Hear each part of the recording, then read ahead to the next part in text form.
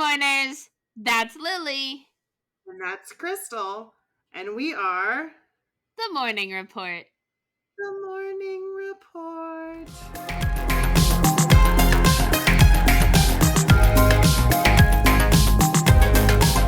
Hi, Lily. Hi, baby. How's it going? Good. How are you? I'm good. I'm so tired. Me too. Good, so we know where we're starting. I like your background. Thank you. I have a brick behind my head. You do have a brick behind your head. Did you see my name? Oh, don't. Oh, that's adorable. I like it. I'm gonna make that on a sticker. That's cute. We need to make that on a sticker with a little skull on it and put it up in our merch store because it would be really. Well, we just need to get our merch store up. Yeah, we do. How long is our list of ideas by now? I can't see anything. I know. Whatever it is, it's the downside of this. There it is. Nice.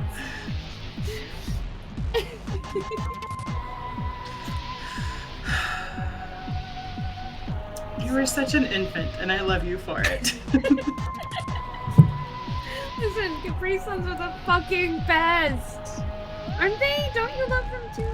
I do. I just love how we are two completely different aspects of the ADD spectrum. You're like, I'm just going to drink whatever makes me happy. And I'm like, I'm only going to drink water, but I'm going to forget to eat all day.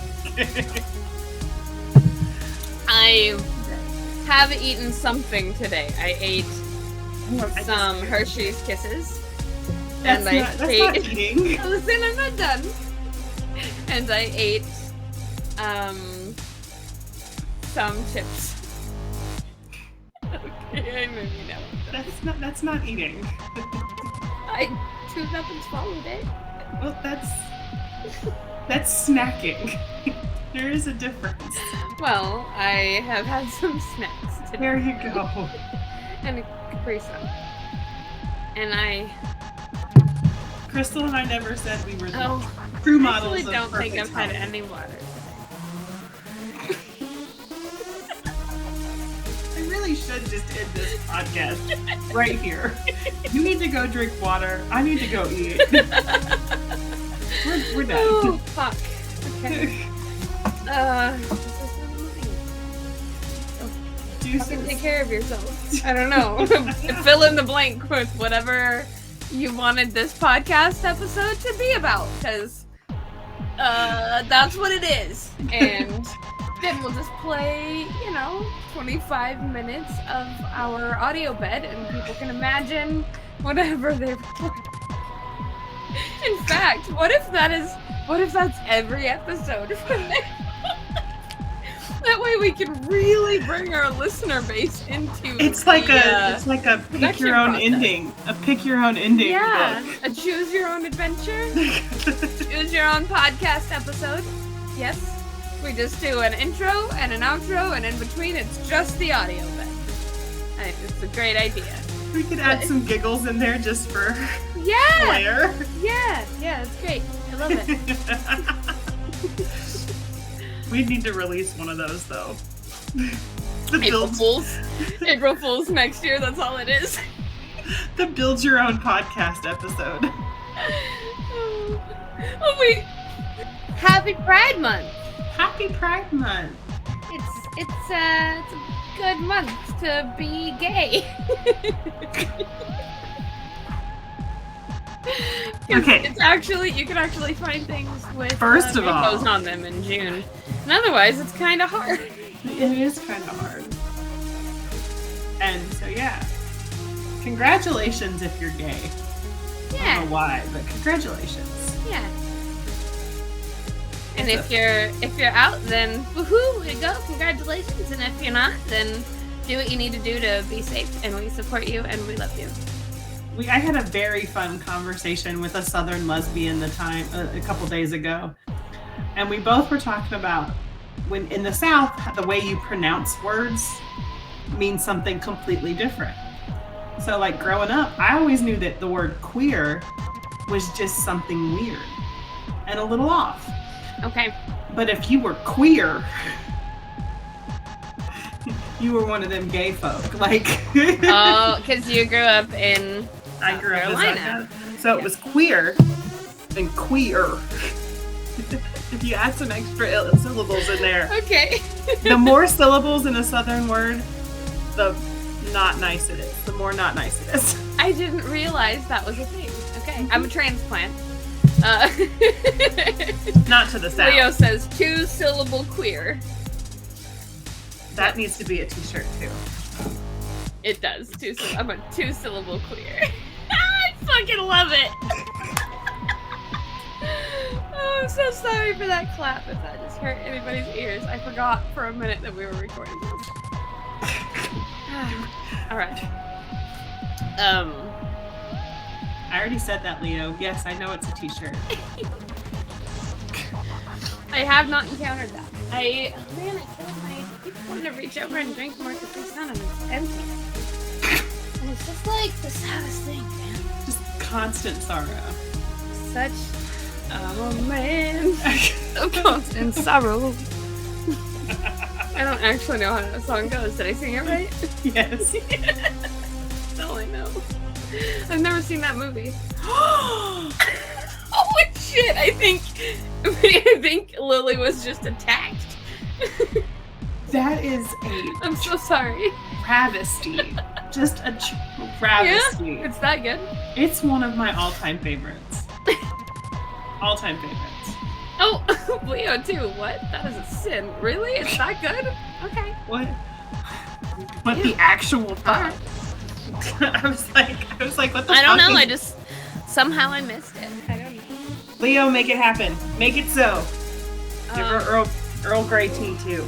Can I, as an aside, complain just a minute about all of the everything that is growing around me? Yes. Because I want to scratch my whole face off. I don't need everything is itchy. My eyes are itchy. My nose is itchy. My mouth is itchy. Like, everything is itchy. Even my skin. Need to start taking local honey. Like a tablespoon of local honey once a day. People have been telling me that, and I have like different types of honey coming out of my ears. Like, I have so many jars of it that I've kind of been resisting buying more. But like, I'm so miserable. You have to. It's the only way I survive. Really? Okay. And you gotta obviously start it now, but you need to like just take it forever. It's just every day forever. It's just something you do now. Okay. and when you well, I love honey, so that's fine. And when you move, make sure if you ever move, make sure you start taking local honey from wherever. Okay.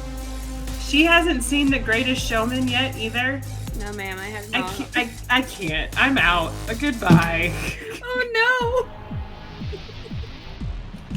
I feel like I should be hiding my face or something right now.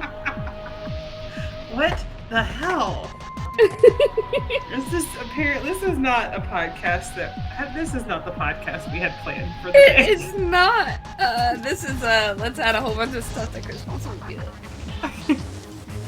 What is wrong? Krystal, Leo, whoever, I don't even know anymore. Leo, this is all your fault. I blame you. I love how it's always Leo's fault. It's always Leo's fault. Alright, so, yep, he says we're doing Oh Brother, Where Art Thou, and The Greatest Showman. So apparently, one of those needs to be our next movie night. Holy shit, my computer just attacked me with notifications. Like, 3 all at once, and it was a very loud ding.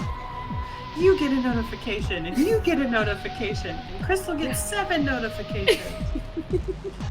Hey, would you like to put this podcast episode back on track?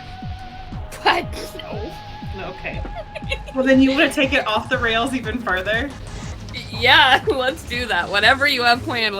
Did I show you my sticker? Hold on. No, I love stickers. Is it a roly-poly sticker? God, it's not, but it's really funny. I can't remember if I showed you these or not. Oh yeah, you did. I love them. Did I? Okay. I love them.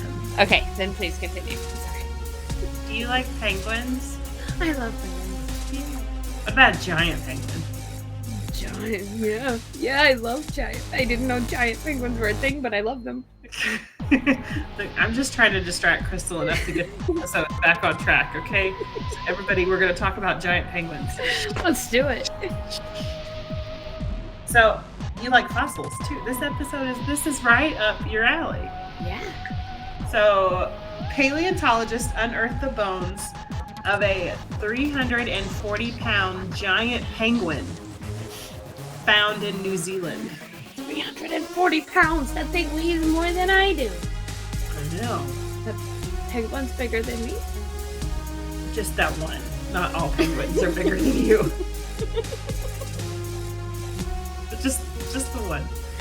Holy shit. Okay, keep going. This is amazing. It lived 50 million years ago. It's a dinosaur penguin. So, let me tell you about time right now because I'm having the hardest time. My youngest is about to be 5. Little baby thing is about to be 5. I don't even know what happened. I'm convinced that 2020, 2021, and possibly 2022 didn't even happen.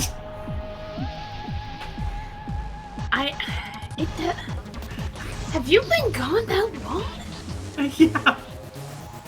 I don't understand. That doesn't make sense to me. I don't. Right, that's what I'm saying. I know for a fact 2020 and 2021 didn't happen. You can tell there's me no way. There's no way. I'm still like, it's 2018, right? Like. Yeah, pretty sure. We were all just like mass hallucinating, right? Like, so, like this last few years of bullshit has just been like a really bad. So like for me right now, global bad acid trip. I can't even like comprehend 50 million years ago. Dinosaur penguins. So I'm here for it. Tell me about the dinosaur penguin. What? I'm drinking tea and I couldn't reach it. I had to like reach around my microphone and I had to do a weird thing to get to my tea.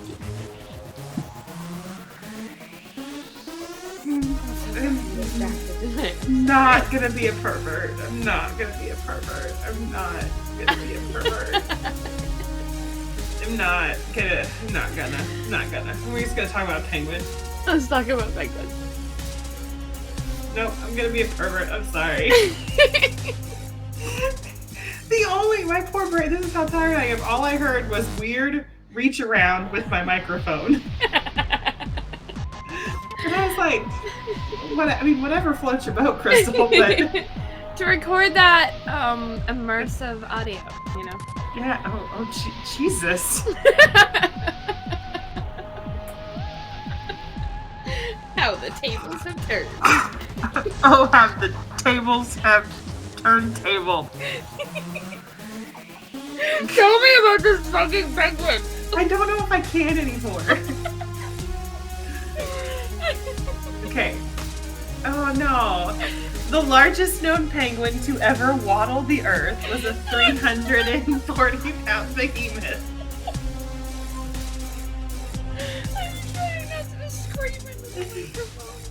This is an article from the Smithsonian, and it made me say the word waddle. I love it. God, the Smithsonian is amazing. I want to go.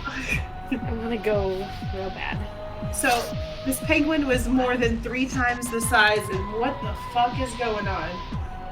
Oh, hold on. Okay.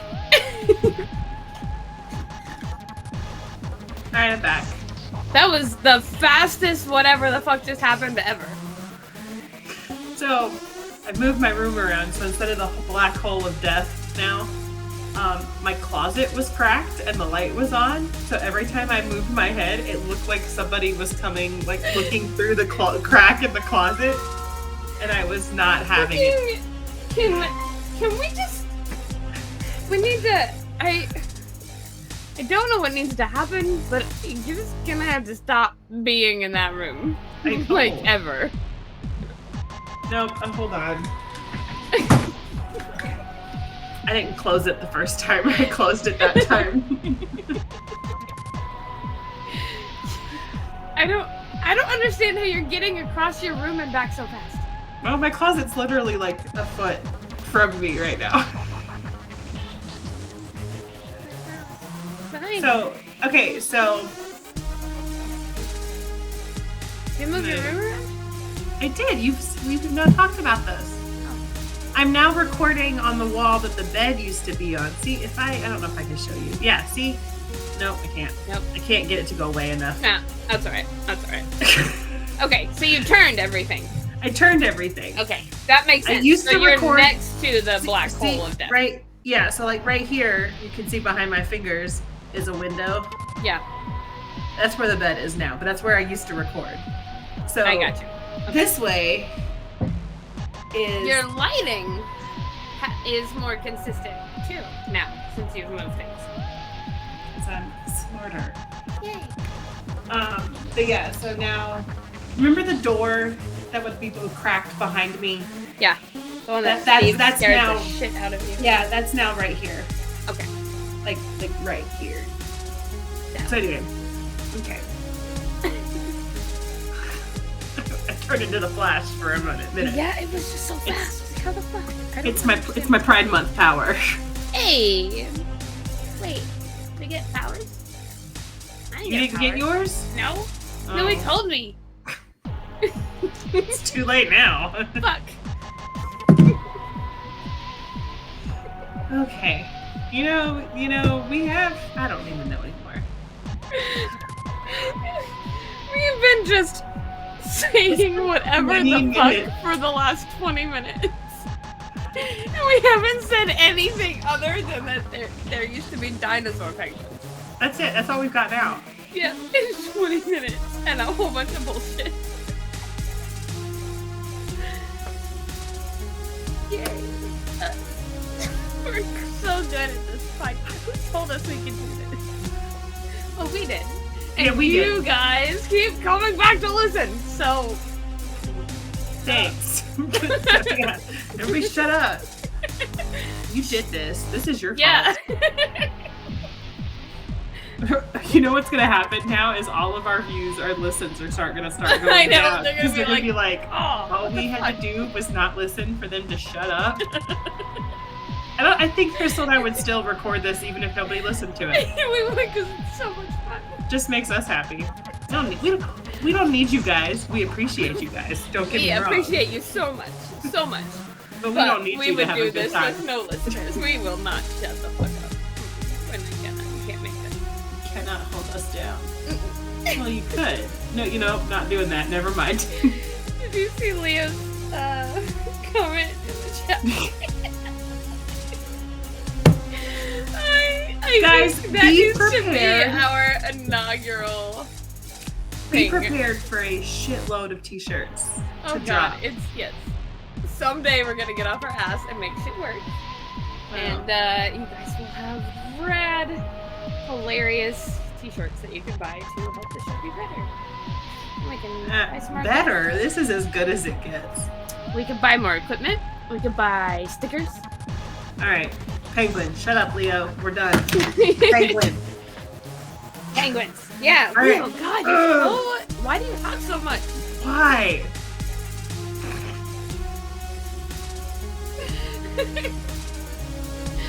Oh, Leo says we've definitely peaked. We ain't gonna change. You are absolutely correct. We are just gonna hover away. I don't even know where my arm is. I was like, It's just lost in the flag. Oh, mine. I have, like, my hand is just floating. Hey, I'm a magician. I can do magic! I'm so excited. You did get your powers. I did get my power. I can cut my hand off and make it float above my arm. Somehow that's my power. Doesn't seem very useful, but you know. Jesus Christ, tell me about this goddamn dinosaur penguin. Okay. The massive flightless seabirds swam in the oceans around New Zealand more than 50 million years ago, according to a study published Wednesday in the Journal of Paleontology. Scientists unearthed bones from this giant penguin, which they named Kumimanu Fordycei. Fordycei. I like that one. And those of another new species on a New Zealand beach. Fossils provide us with evidence of the history of life, and sometimes that evidence can't even look at you right now. I don't know why. I didn't say anything. I just know you so well that I know your face when I'm talking about penguins and fossils. It makes me, I'm very excited.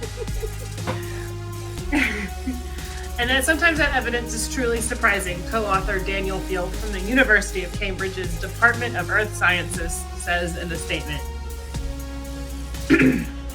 this penguin would have been an utterly astonishing sight on the beaches of New Zealand 57 million years ago. Alan Tennyson, a paleontologist at the Museum of New Zealand, Te Papa Tongarewa, discovered the fossils between 2016 and 2017, and my screen is black, there we go, within boulders that had split open from the tide. Alongside the bones of the penguin, he found 5 specimens from a second new species, Heterodictis stonehousei.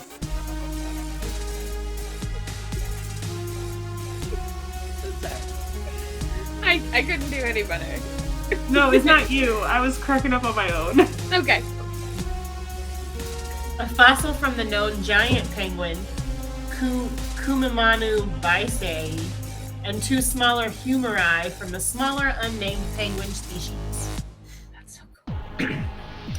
Tennyson and his colleagues created models of the bones using laser scanners, which allowed them to compare the fossils to other species of flying and diving birds. Based on the dimensions of hundreds of bones from modern penguins, the team approximated the historic bird's weight from their flipper size. Emperor penguins, the largest penguins alive today, weigh between 55 to 100 pounds. And like 3.5 times. Damn, okay. Researchers estimated P. stonehousei weighed about 110 pounds. And at roughly 340 pounds, K. fordycei smashed the record for the largest penguin ever, previously held by the 256-pound Paleoudipes klekowski, which lived in Antarctica about 37 million years ago. That's so cool. In stark contrast to the more diminutive penguins of today, several species of giant penguins populated Australia and New Zealand after the dinosaurs went extinct. There were less things to eat them. Yeah. Their larger body size would have helped conserve heat in cold waters, which may have allowed the penguins to migrate from New Zealand to other parts of the world, per the statement. The penguin size would have also helped ward off predators. Both new species lived around New Zealand during a time when few larger animals would have bothered them. The asteroid that wiped out the dinosaurs also killed off most marine reptiles, and the ancestors of seals and whales were still living on land. And the ones who are left that are still left are like Nessie and Champ and all those lake monsters. If you're a little 1-pound penguin, a gull can rip your head off. But a 300-pound penguin is not going to worry about a seagull landing near it because it would just crush it. That's fair. Yeah. Smash. Compared to some mammals, penguins reach their maximum body size very early in their evolutionary history, possibly not long after they lost their ability to fly some 60 million years ago. They also had more primitive and less paddle-like flippers than their modern-day progeny. That makes sense since they probably still retain some characteristics of their flying ancestors. Julia Clark, a paleontologist at the University of Texas at Austin, who was not involved in the study, tells the Times. She just had to get her 2 cents in. The combination of its sheer size and the incomplete nature of its fossil remains makes K. fordycei one of the most intriguing fossil birds ever found. Hopefully, future fossil discoveries will shed more light on the biology of this amazing early penguin. That's so fucking cool. Giant penguins. That's amazing. You know what? You know what it seems like? It seems like when like the Earth was first being populated with creatures, What's that? It's terrible.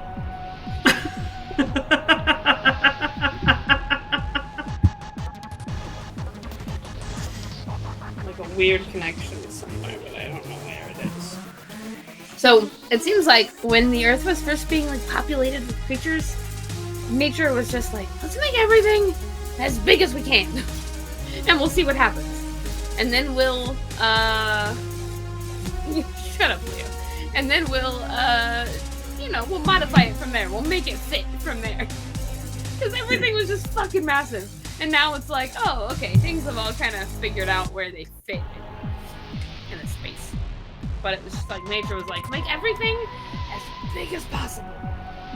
And we'll figure it out from there. Yeah, we'll make room somewhere. I like it, yeah. Giant ass penguins. That's amazing. Big ass penguins. That doesn't sound like fun. Doc, what's wrong? Oh, you got giant ass penguins. There's nothing we can do. It's normal. You know, we really shouldn't record when we're both this tired. Oh, fuck. Okay. Alright. So we are looking in the chat, Leo's laughing. Looking at you, you're laughing. Looking at you, you're laughing. Looking at the listeners, they're laughing. Oh, they're laughing. Everybody's laughing. Oh, if you're not listening, if you're not laughing and you're listening, I'm gonna come find you. Yell at you until you laugh. Exactly.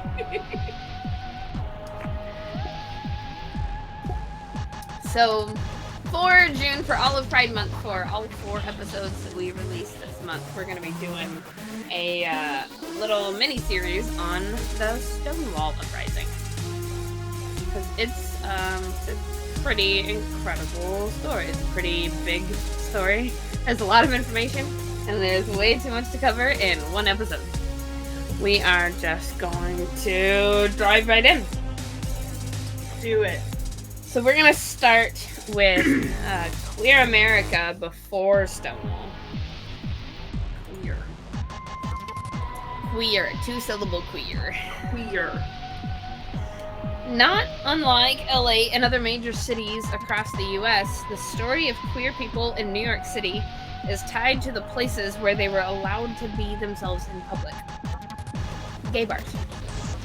The Manhattan neighborhoods of Greenwich Village and Harlem were home to large gay and lesbian communities after World War I. And the road that led to Stonewall began in America in the speakeasies of... Oh, who's a good little word? You're a good little word.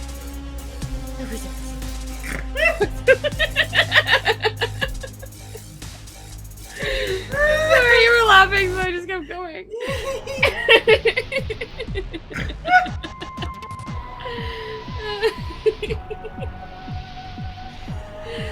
Jeez, okay. The road that led to Stonewall began in America in the speakeasies of Prohibition in the 20s, the 1920s. Oh shit, now we have to say things like that. Oh my god. 1920s. I carded somebody at work today, and their birthday was in 1996, and I was like, this is not okay. I don't think I understand how old we are. I don't think I do either. That isn't real anyway. Because I was like, oh, 1996, that's like 20, that's like young teenager. No, right. It's not. It's not. No, it's not. He was old enough to drink, and I didn't like it. And he kept calling me ma'am, and I was like, stop it! Shit. Ugh, I don't. Where did. I am. Like, I don't. Okay, I'm gonna keep reading, because I have what to do. After Prohibition ended, this meant bars ran by the mafia. But what's widely known as the first gay bar in the U.S. was opened by a Jewish lesbian immigrant named Eve Adams. She was born in... It's just quite the name for a lesbian. Eve Adams. Right, it's a very, very strong biblical very strong thoughts, right? Like very, very strong links there. It makes you think. Jesus Christ! How come I get to have a microphone? How come I get to have a microphone and the things I say get to go on the internet? Because I don't know what I'm saying. I keep losing my place. I keep forgetting what I'm doing. Because we decided one day that it just got to. You're right. I have been terribly disassociative all day, and I'm still doing it. I mean, I'm struggling. I'm fighting, and I'm gonna win. I'm gonna get here. We're gonna get through this episode. We're already half an hour in, and this is not gonna end well. I know. It's gonna be okay.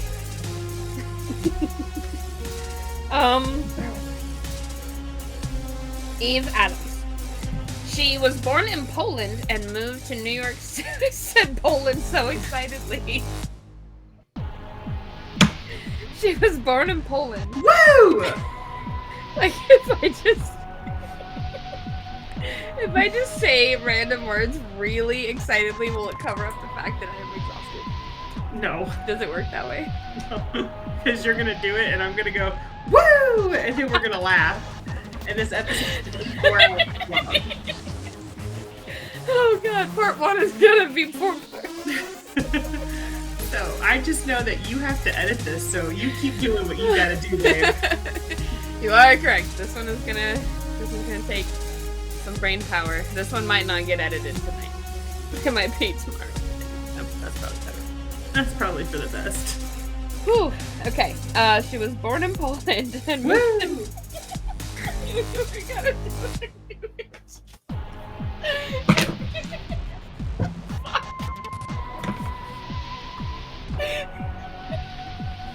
Leo says, R.I.P. your editing program. Hell. Alright. I won't do it again, I promise. I'm not gonna say it. She moved to New York City in 1912. She became an anarchist and went cross-country, door-to-door, selling anarcho-leftist newspapers. By 1923, she was running a cafe in Chicago called the Gray Cottage that served as a refuge for gay people. She soon moved back to New York City, and there in 1925, she wrote a collection of short stories of the lives of women of the lesbian community titled Lesbian Love, which she took care to only give to people she could trust since New York City had obscenity laws. Not woo. Yay. Also, in what kind of party is that? What if it's like sad, droopy, gray flags that are just like, we have been left out in the rain and the sun for 5 years and nobody's bothered to update us, so everything is droopy and color's been bleached out and it's tattered. What if that's what happens when you have a not woo? Not woo. Not woo. Also, in 1925, she opened up Eve's Hangout, aka Eve Adams' Tea Room in Greenwich Village. It was a cool bohemian spot for queer people, primarily lesbians, immigrants, writers, and poets, and other working-class intellectuals to hang. In 1926, an undercover policewoman gained Adams' trust, so Eve gave the woman a copy of her book. The officer returned a few days later and arrested Adams. She spent 1.5 years in jail. What the fuck? 1.5 years? Jesus fucking Christ. And then was deported back to Poland as her U.S. citizenship hadn't yet gone through. There, she scraped by until she was able to move to Paris, and then the Nazis fucking took over Paris in 1940. She tried to escape the country, but was found by the Nazis in 1943 before she could. She was sent to the Auschwitz concentration camp, and unfortunately, she was murdered. Oh, no. Eve's Hangout was only open for a year or two, but it gave queer people a safe space. What a fucking life. Jesus Christ. In the aftermath of World War II in America, we had the Red Scare, where after fascism and Nazism was defeated, the Soviet Union and communism were the new boogeymen. There was paranoia. Boogie. Huh? I said oogie boogie. Oogie boogie. Oogie boogeyman. There was paranoia about how secret communists were infiltrating everything to destroy America, So, suspected communists were fired from government jobs and pushed into the shadows. At the same time, the same paranoia, called the Lavender Scare, happened around LGBTQ people, especially within government, because the government believed you could be blackmailed into telling secrets over the shame of sexual perversion.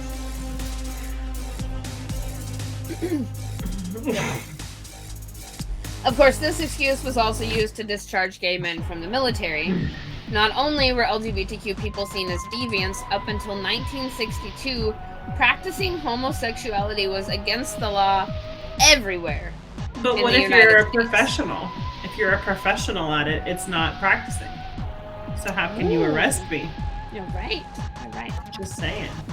And the authorities in the military, as well as civilian life, used entrapment to arrest suspected LGBTQ.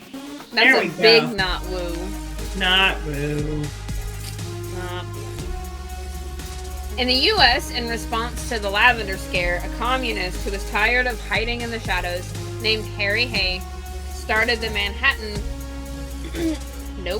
Started the Mattachine. What? Yeah, you said nope, and I was like, that is not Manhattan. Nope, not Manhattan. Started the Mattachine Society in 1950. This group was composed of gay and lesbian people who insisted that gay men and women should have equality under the law. Huge ask right there, right? Human rights. Yeah, right?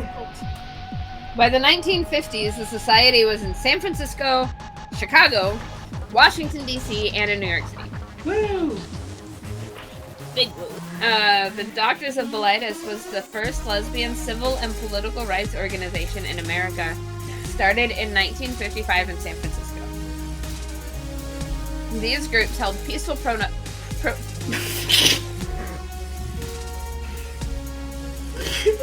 What are your pronouns? Peaceful.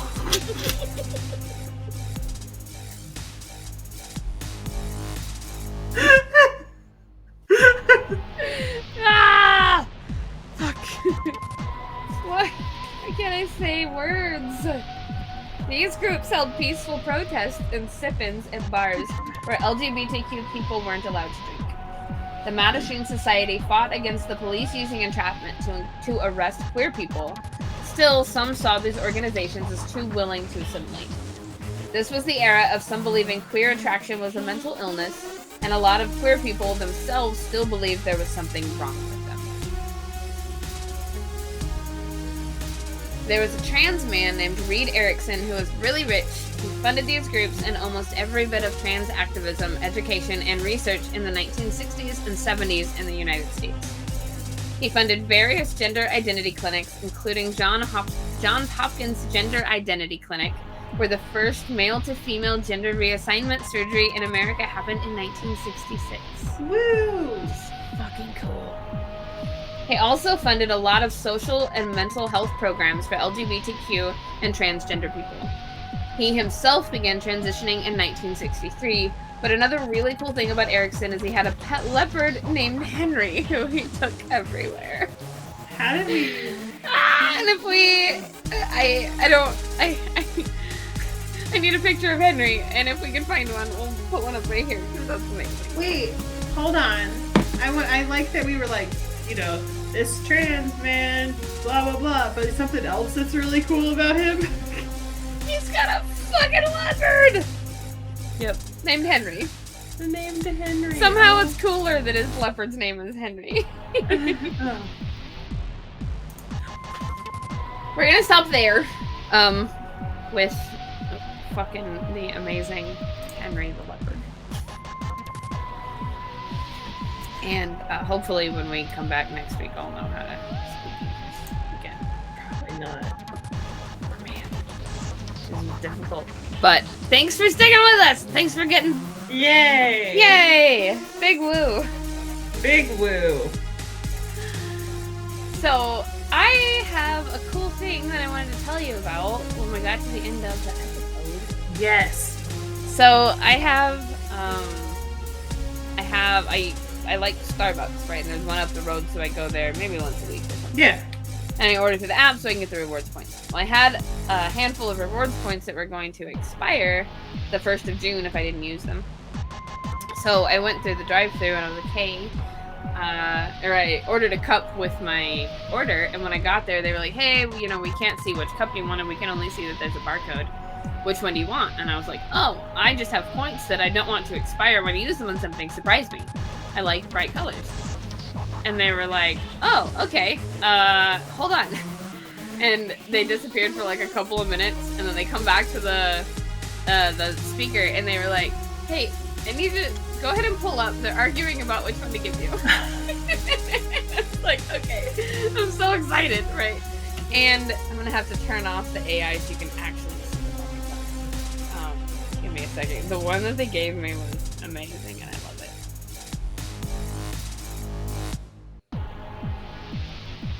Ah, green. Look at this.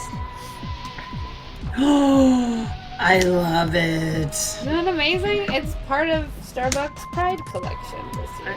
I love that. So it's just fucking perfect. The straw is all like purple and teal. That's awesome. I love it. It's like the 90s just threw up all over it. I love it a whole lot. Good. So yeah, that was pretty exciting. What have you been? How's your week been going? What have you been doing? I don't know. I don't know. I'm so tired. I worked this weekend. I love my job, which is not something that you listeners have heard me say a lot. But you're tired. I am very tired. Yes. It is what it is. Yeah. We have, it's just fun. I'm learning a lot about beer, which is good. Hey, well that's cool. I like Beer is fun. I like beer. It's interesting. Yeah, the process is interesting. So, it's fun kind of getting to be part of the naming process too. That was fun. That was fun. I was glad. I was like, yeah. Then they loved it. And so. Leo's name won. So yay! Good job, Leo. Yeah. Oh, yeah, I'm laughing at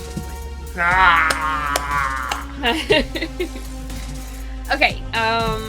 We're lame. I think until next week. Next week we'll be better prepared emotionally. Thank God. Yes. Actually, I can't promise that. Yeah, absolutely no promises. But we'll be back next week. We will be with back. part 2 of this. And this has been the Morning Report. The Morning Report. Hey, Morners! That's Lily. That's Krystal. And we are... The Morning! Hey, Morners! That's Lily. That's Krystal. And we are... The Morning The Report. Morning Report. Hey, Morners! That's Lily. That's Krystal. And we are... The Morning Report. Morning Report. It's not hard. What is wrong with us? Okay. Okay. Okay.